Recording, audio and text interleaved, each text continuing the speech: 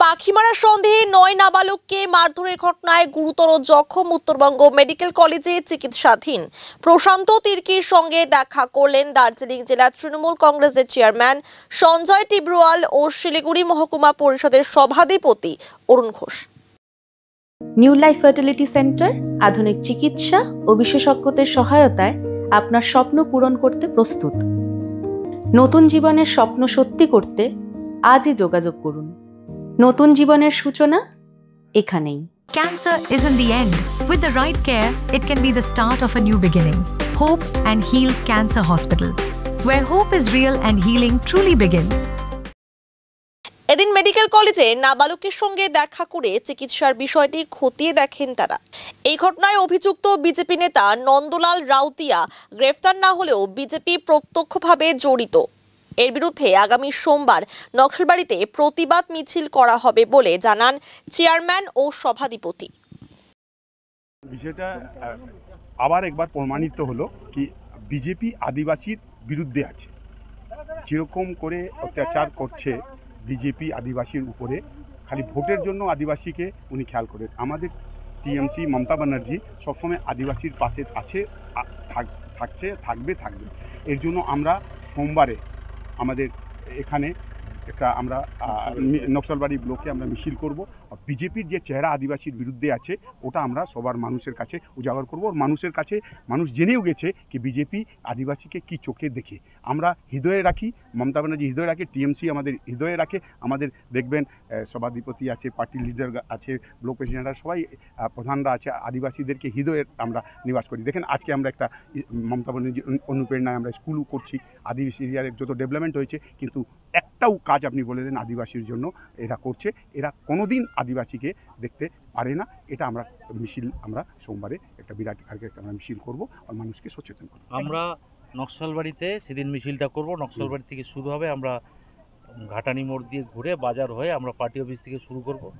আমরা মানুষকে এটা বোঝাতে চাই যে দেখুন, তৃণমূল কংগ্রেস সবসময় আমাদের নেত্রী মমতা বন্দ্যোপাধ্যায় জাতি ধর্ম বর্ণ নির্বিশেষে সকলের সাথে আছে। আর এই বিজেপি দল আমরা সবসময় দেখি এরা সাম্প্রদায়িকের দল। আজকে আবার প্রমাণিত হলো যে এরা কারো নয়। এরা না হিন্দুর, না মুসলিমের, না শিখ, না ইসাই, কারো নয় এরা। আজকে একটা বাচ্চা ছেলে, আপনাদের সংবাদ মাধ্যমে প্রকাশিত হয়েছে যে একটা বাচ্চা ছেলেকে একটা পাখিকে মেরেছে, ঢিল মেরেছে, কি করেছে, সেই জন্য ওকে এইভাবে অত্যাচার, পাশবিক অত্যাচার করেছে। আজকে ছেলেটা মৃত্যু সজ্জায় মেডিকেল কলেজে ভর্তি আছে, সিরিয়াস আছে উনি, ওনার সিটি স্ক্যান চলছে। বাচ্চা ছেলেটা, এইটুকু বাচ্চা, ও তো প্যানিক হয়ে আতঙ্কে ভুগছে, পরিবারের লোকরা আতঙ্কে ভুগছে। তো এইটা আমরা কখনোই কাম্য নয়। একটা আদিবাসী পরিবারের উপর, দলিত পরিবারের উপর এইভাবে অত্যাচার করে বিজেপির লিডার, আমাদের সাত ভাইয়া বাগানের উনি বিজেপির লিডার। তো ওনারা যদি এরকম অবস্থা করে, আমরা জানি যে বিজেপি কি, আবার ওদের একটা চেহারা আমাদের মানুষের সামনে আসলো। আমাদের চেয়ারম্যান সাহেব যেটা বলেছেন, ওনার নির্দেশে আমরা আগামী সোমবার আমাদের নকশালবাড়ির বুকে মিছিল করছি। পুলিশ প্রশাসন সাধ্যমতো চেষ্টা করছে, পুলিশ প্রশাসনের কাজ করছে। আমরা সাধারণ মানুষকে এই মিছিলে আসার জন্য আহ্বান জানাচ্ছি, আপনারাও আমাদের সাথে আসুন এবং এই যে মুখোশধারী এরা বিজেপি, এদেরকে উৎখাত করতে আমরা সবাই মিলে একত্রিত হয়ে এবং সবাই মিলে মিলিত হয়ে আমরা এটা করব।